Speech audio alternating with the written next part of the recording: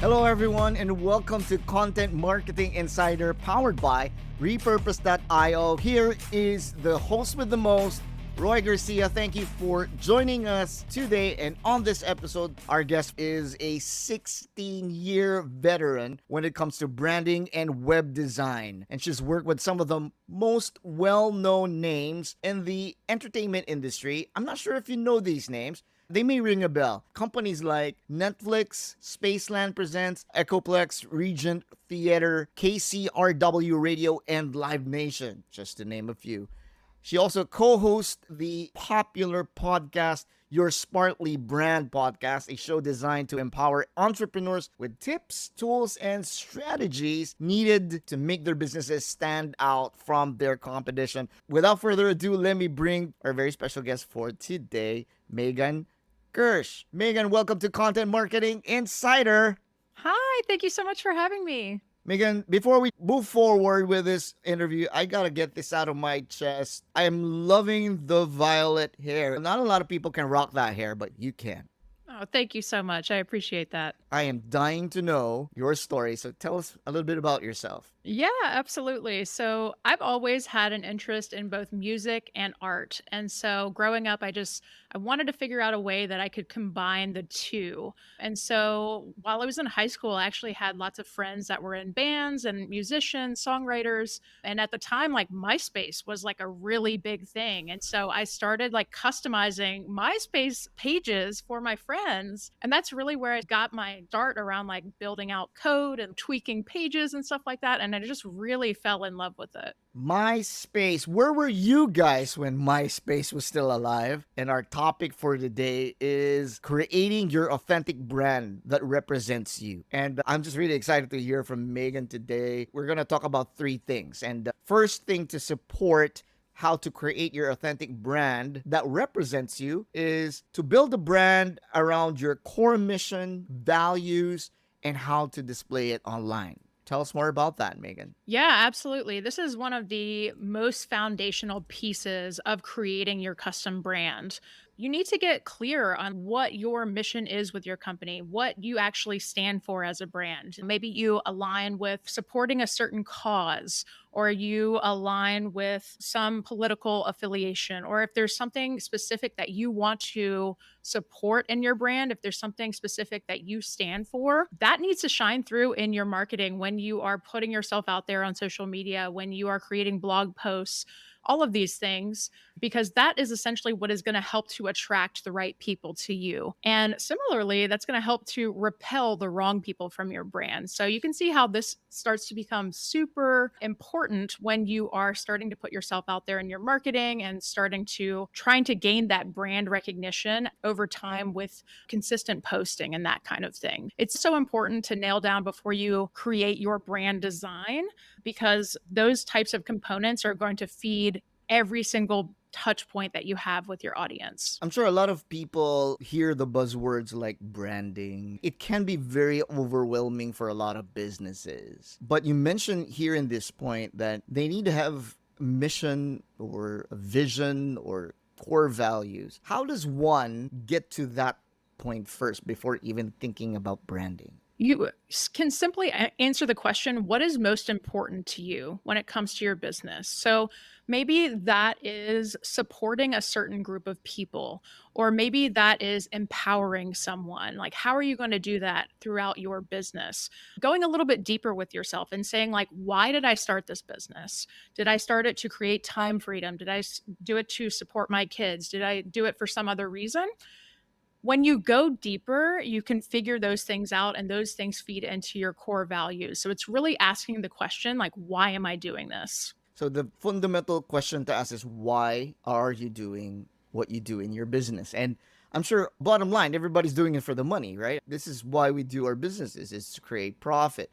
But there's something much deeper than that. There has to be a purpose in what you do in your business. For some people, they may think about, oh, core values. All right, that's cool. But what are core values anyway? It might be helpful if I just give you like an example. So a lot of companies are really passionate about having sustainable packaging or sustainable working conditions for people that they work with, making sure that your employees have a good work life balance. Like these are all core values that if you're a person running these businesses, like if that's something that's really important to you, that should be something that you are talking a lot about in your marketing, both internal and external, because those are the values that you align with. And those are almost going to be like your guiding light for everything that you do in your business. So, does it align with sustainability?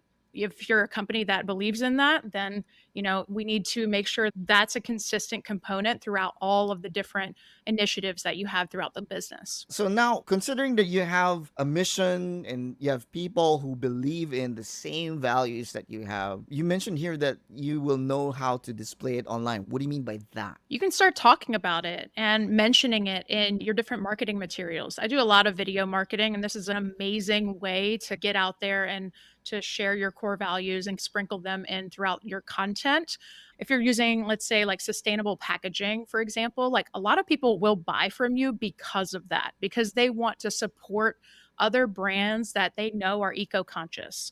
So it's so important for businesses to not only know their core values, but continuously talk about this in their marketing. And so we're advising everyone who's listening right now. You might be an entrepreneur, you might be a business person, a company, and you don't necessarily have to be a big company, right, Megan? It doesn't have to be like a Netflix or whatever put name of giant company conglomerate there. It can be a small business or whatever venture that you're in. You need to have mission, vision, you need to have core values before you even think about colors or what kind of logo or what kind of font you have. How does this benefit for someone who may not be a designer first? Because we do have entrepreneurs right now who are also very creative savvy. But how does this now benefit any entrepreneur that they go for mission and core values first? It's going to make your marketing so much easier. I think is like the easiest way to put it. And when you have that kind of guiding light of your mission and your core values, you're going to be crystal clear on how to show up on social media. What to say is going to become so much easier. And so not only is it going to draw the right people to you, it's going to make marketing that much more effortless. And I think also the overwhelm can be lessened, right? Because it can be overwhelming, especially if you're starting a business and you don't know where to start. You can have analysis paralysis along the way. So I think the more you spoke about this, I'm like thinking, man, this is going to help a lot of entrepreneurs and business people to start in the right foot Yeah. and help them not get too overwhelmed or overwhelmed at all. So, first point that Megan wants to make in creating an authentic brand that will represent you is to build your brand around your mission, your core values, and how to display it online. So, folks, you're listening to this, start asking yourself, what are my core values? What are the things that I believe in? Why are we doing this business in the first place? And don't think about money. I'm sure bottom line we want that, we want profit, but determine your purpose first and then everything goes next. Second point, Megan, why your branding goes way beyond logos, fonts, and colors. You're saying here that it's more than just that. Why so? This is a really common misconception that a lot of people have is like, I'll talk to people and they'll be like, oh, yeah, I have a logo or I have a color palette. But in reality, when we're talking about branding and the different elements that go into branding, like you need so much more than that. You need patterns, textures, how the logo can be used. What is the spacing that should be around the logo? If you take a look at any corporate brand design deck, you'll get a sense of all of these different usage requirements. Here's how to use the logo, and here's not how to use the logo. Here are some different guidelines on like don't tilt the logo, don't stretch the logo, different guidelines around like how to use the different elements as they sit together within a single page. There's just so many different elements that go into a brand. And this is going to vary too from business to business on what elements are actually included in the brand. But for the most part, you want to create a brand design that is very robust. It has to be a bit more than just a logo and some fonts. Seems that there's just a lot of parameters that you're setting when it comes to branding. And I think that kind of breaks the thinking that it's just a font or it's just colors. It's funny because sometimes when you talk to a client or a certain business, I wanted blue. And people don't realize there's a lot of different shades of blue out there. So you can't just say blue, it has to be very specific.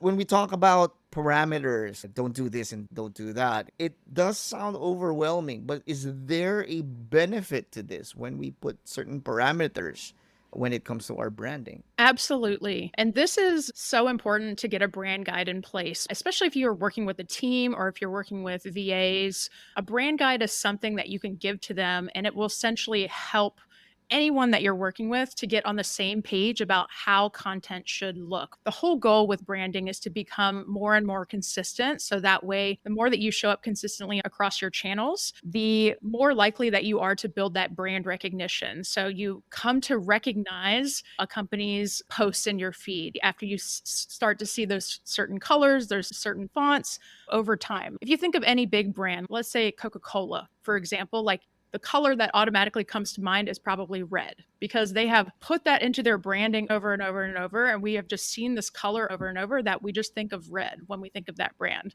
And that can be applied to many other brands. And that's just due to the consistency that they have put into their marketing. So these parameters, as much as it's like a ton of work, even the little nitty gritty things, is so essential to creating a brand that will represent you simply because you want to make sure that the colors are consistent, how the sizing, the spacing, the kind of fonts.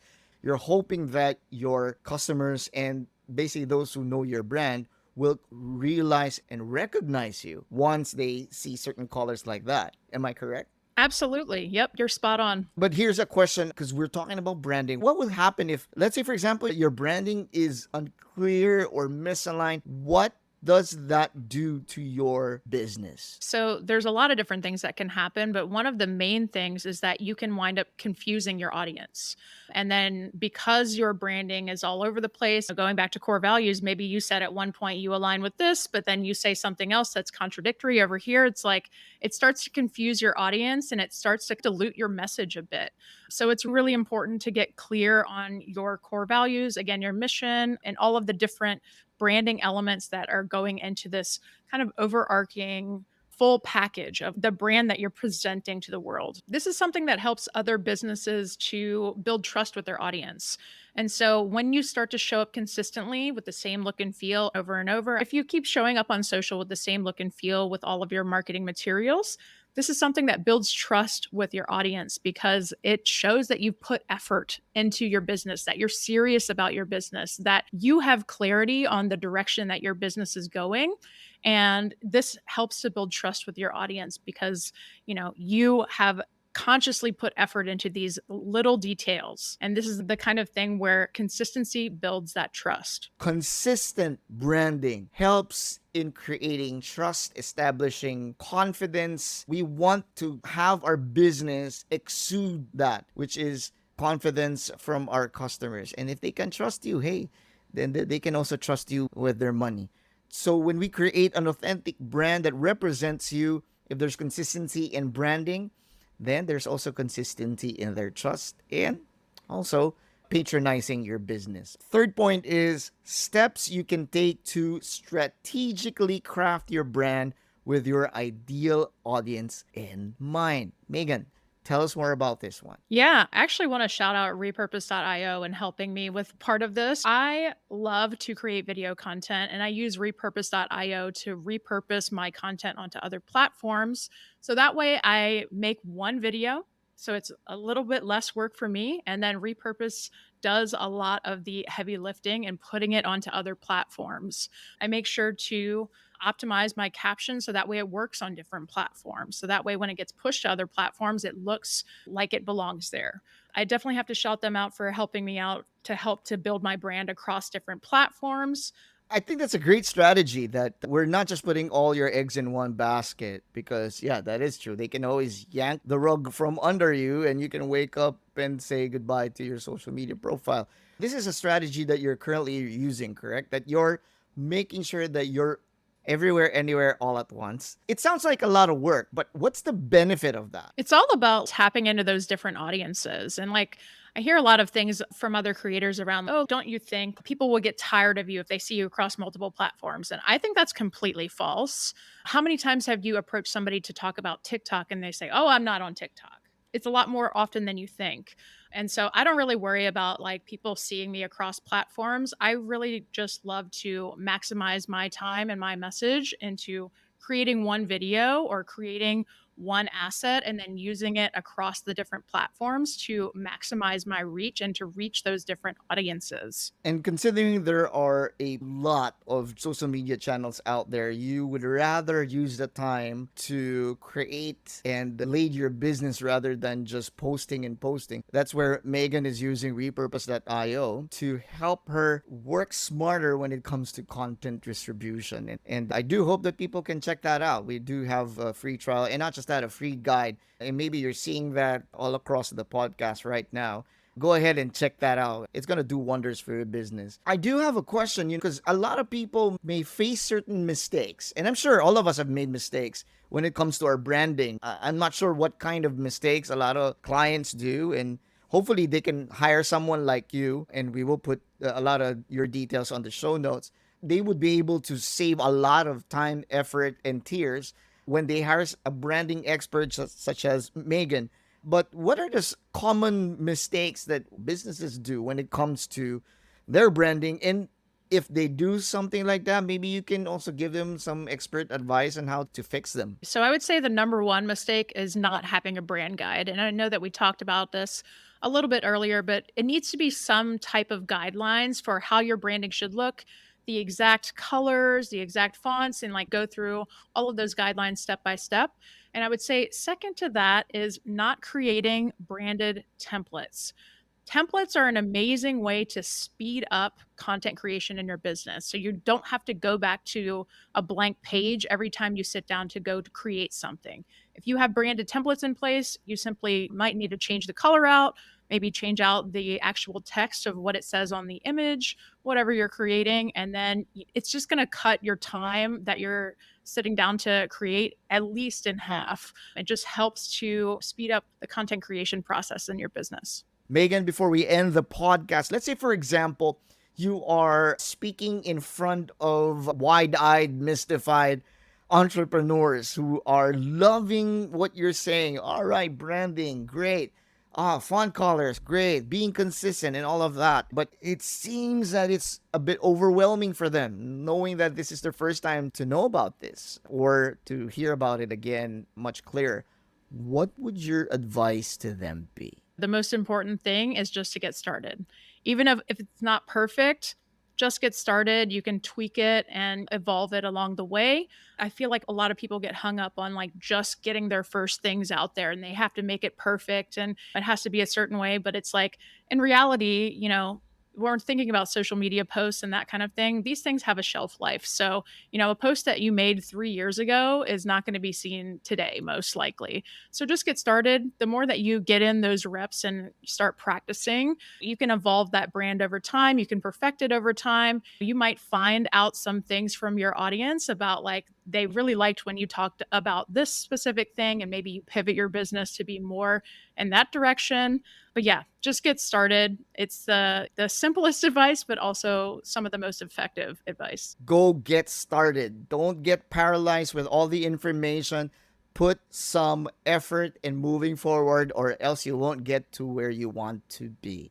Anything else, Megan, that you want to say to our listeners and our viewers here at Content Marketing Insider? Thank you so much for having me. This is such a blast to chat. And if you are listening to this, if you need help with your branding or your marketing, please do feel free to reach out to me. I'd love to help you. Thank you again, Megan. Thank you so much. This is so fun. And with that, we want to thank also you, our listeners, our viewers, all the avid people who are watching Content Marketing Insider, powered by Repurpose.io. This is Roy Garcia. We'll see you again next time.